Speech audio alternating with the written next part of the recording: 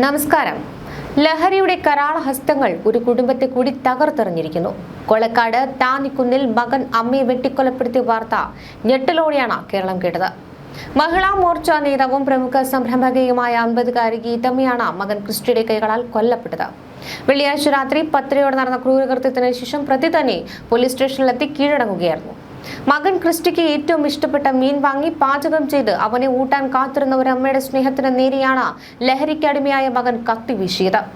ബംഗളൂരുവിൽ BCA വിദ്യാർത്ഥിയായിരുന്ന Christy ലഹരിക്ക് അടിമപ്പെട്ടതോടെയാണ് പഠനം പാതിവഴിയിൽ ഉപേക്ഷിച്ച് നാട്ടിലെത്തിയത്.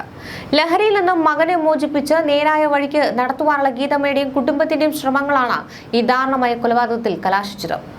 സംഭവ സമയത്ത് ഗീതമ്മയും ഭർത്താവിന്റെ അമ്മയും മാത്രമാണ് വീട്ടിലുണ്ടായിരുന്നത്. അമ്മയുമായി ഉണ്ടായ വാക്ക് തർക്കത്തിനൊടുവിൽ ക്രിസ്റ്റി അമ്മയെ മാരകമായി വെട്ടിപ്പരിക്കേൽപ്പിക്കുകയായിരുന്നു.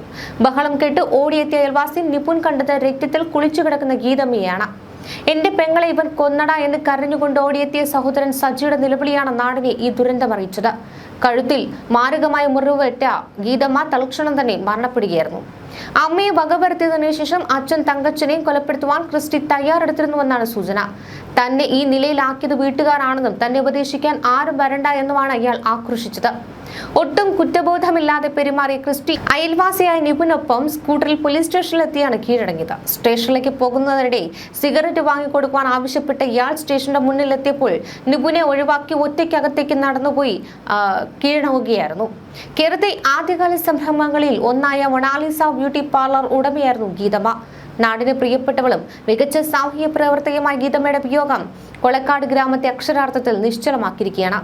വിദേശത്തു നിന്നും മടങ്ങിയെത്തി നാടിന്റെ വികസന പ്രവർത്തനങ്ങളിൽ സജീവമായിരുന്ന തങ്കച്ചനും നാട്ടുകാരുടെ പ്രിയപ്പെട്ടവനാണ്.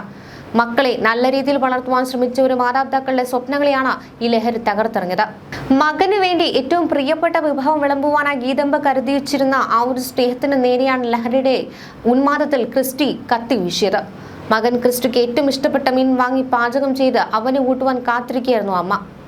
എന്നാൽ ആ ലഹരി മരുന്നിന് അടിമയായിരുന്ന ക്രിസ്റ്റിക്ക് ആ സ്നേഹത്തെക്കാൾ വലുത് ലഹരി നൽകിയ പകയായിരുന്നു. ബഹളം കേട്ട് അയൽവാസി നിപുൻ എത്തുമ്പോൾ ഗീതമ്മയുടെ സഹോദരൻ ജോമോനെ പോലും ആക്രമിക്കുവാൻ തുനിയുകയായിരുന്നു ക്രിസ്റ്റി. ഈ സമയം ഗീതമ്മയുടെ മറ്റൊരു സഹോദരനായ സജി എന്റെ പെങ്ങളെ ഇവൻ കൊന്നട എന്ന് നിലവിളിച്ചുകൊണ്ട് പുറത്തേക്ക് ഓടുകയായിരുന്നു. മുറിക്കുള്ളിൽ ഗീതമ്മ ചോര വാർന്നു കിടക്കുന്ന കാഴ്ച കണ്ട നിപുൻ ഉടൻ തന്നെ മറ്റൊരു അയൽവാസിയെ ദിലീപിനെ വിളിച്ചു വരുത്തി.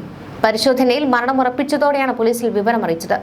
ഈ കൊലപാതകത്തിനു ശേഷം യാതൊരു കൂസലുമില്ലാത്ത ക്രിസ്റ്റി പെരുമാറുകയായിരുന്നു.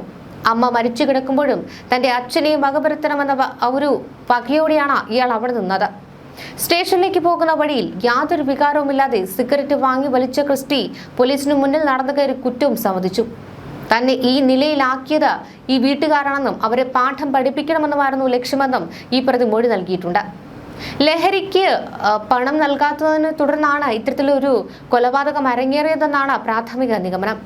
ലഹരിക്ക് വേണ്ടി പണം ചോദിച്ചപ്പോൾ അത് നൽകാതിരുന്നതും കൂടാതെ അമ്മയെക്കുറിച്ച് നാട്ടിൽ പലരും പറഞ്ഞു നടന്ന ആ ഒരു അപകീർത്തികരമായ സംഭവങ്ങളൊക്കെ യാഥാർത്ഥ്യമാണ്, അല്ലെങ്കിൽ അതിൽ പകകൊണ്ടാണ് താൻ ഇത്തരത്തിൽ ഒരു കൊലപാതകം നടത്തിയതും ഒക്കെയുള്ള സൂചനകളൊക്കെ പുറത്തു വരുന്നുണ്ട്. എന്നാൽ ഇതൊക്കെ തന്നെ പ്രതി ലഹരിയുടെ ഉന്മാദത്തിൽ നൽകിയ മൊഴിയാണോ എന്ന് പോലീസ് ഇനിയും സ്ഥിരീകരിക്കേണ്ടതുണ്ട്.